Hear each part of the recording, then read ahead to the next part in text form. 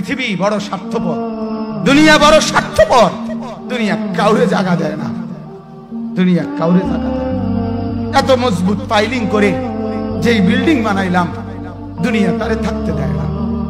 যা বেটা যা, যা তুই লাথি দিয়া বাইর করে যা, কবরে যা, কবরে যা। দুনিয়া কাউরে থাকতে দেয়। দুনিয়া কত ক্ষমতা ধরকে মাটির নিচে ফেলাই দিছে, দুনিয়া কত সম্পদ আলাকে মাটির নিচে ফেলে দিছে, দুনিয়া কত সুন্দরী নারীকে মাটির নিচে ফেলাই দিছে, মাটির সাথে রেজা রেজা করে ফেলছে। আজ আর চেহারা নাই, আজ আর রূপ নাই, আজ আর যৌবন নাই, আজ আর ক্ষমতা নাই।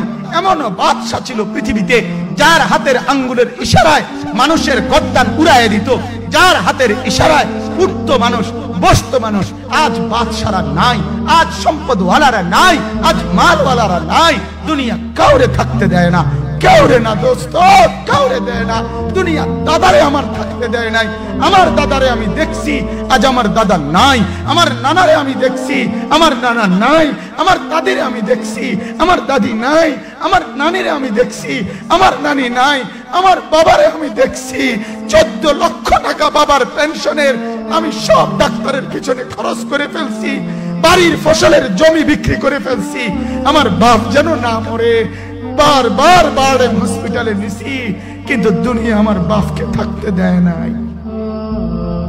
আমার বাপ কবরে চলে গেছে, দুনিয়া কাউরে থাকতে দেয় না, কাউরে না, কাউরে না, কাউরে না, কাউরে না। আমার বাপ দুনিয়া কাউরে থাকতে দেয় না। তুমি থাকবা না, তুমি থাকবা না। দুনিয়ার ধোকায় পড়ো না বাপ, দুনিয়ার ধোকায় পড়ো না।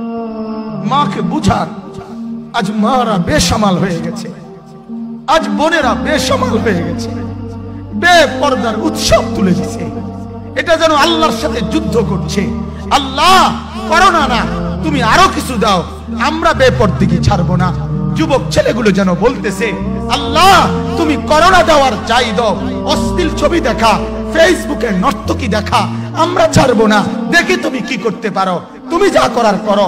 দোকানদার ব্যবসায়ীরা হারামের লেনদেন করা বন্ধ করছে না, সুদখোর সুদ ছাড়ছে না, ঘুষখোর ঘুষ ছাড়ছে না, নাফরমান আর জিনাকার ব্যভিচারী এরা কেউ কিছু ছাড়ছে না। বেহায়ার বেপর্দা নারী তার অশ্লীলতার বেহায়াপনা ছাড়ছে না। মুসলমান তার ঘরে টেলিভিশনের নর্তকীর আওয়াজ তো বন্ধ করছে না। হায় করোনা কিভাবে যাবে, আযাব কিভাবে যাবে বলেন, বলেন, বলেন আপনারা। আমার বাপ ফেরাউনের উপরে তো আযাব এতদিন ছিল না, নমরুদের উপরে আযাব এতদিন ছিল না, সাদ্দাদের উপরে আযাব এতদিন ছিল না, কারুনের উপরে আযাব এতদিন ছিল না, লূত আলাইহিস সালামের কওমের উপরে আযাব এতদিন ছিল না, হুদ আলাইহিস সালামের কওমের উপরে আযাব এতদিন ছিল না, নূহ আলাইহিস সালামের কওমের উপরে এতদিন আযাব ছিল না। আজ আমরা মালিককে এই পরিমাণ নারাজ করছি, মালিক এত বেশি নারাজ। আজ 1 বছর হয়ে গেছে, 1 বছরের চাইতে বেশি হয়ে গেছে, কই করোনার মহামারীর আযাব তো যাচ্ছে না, গেছে গা বলে। আমাদের লক্ষ লক্ষ বাচ্চার পড়ালেখা বন্ধ, এরা নষ্ট হওয়ার চূড়ান্ত পর্যায়ে পৌঁছে গেছে। মোবাইল এদেরকে শেষ করে দিছে, লক্ষ লক্ষ ছেলে। গতকালকে এক মা আমার আত্মীয় ফোন দিয়া বলতেছে, সকাল 10টায় বাচ্চাটা ঘর থেকে মোবাইল লইয়া বাইর হইছে, রাতের 10টায় মা তারে ফোন দিয়া বলছে, বাপ ঘরে আসতি না, ভাত খাইতি না। বাচ্চা তারে বলতেছে, তোমার অসুবিধা কি, তোমার সমস্যা কি? মা এই কথা বইলা কাঁদা দিছে যে, শোনেন হুজুর কদ্দুর দোয়া করো। এক বাচ্চা, এক ছেলে, সে যদি তার মাকেই কথা বলতে পারে, তার মানে গুনাহ তারে এত মজা দিয়া দিছে, ফেসবুক তারে এত মজা দিয়া দিছে, ইউটিউব তারে এত মজা দিয়া দিছে, নর্তকী তারে এত মজা দিয়া দিছে, গুনার দৃশ্য তারে এত মজা দিয়া দিছে, সে মাকে ধমক দিচ্ছে। রাত 10টা বাজলে কি হইছে, রাতের 3টা পর্যন্ত দেখলে তোমার সমস্যা কি? আমার আখিরাত আমি নষ্ট করলে তোমার অসুবিধা কি?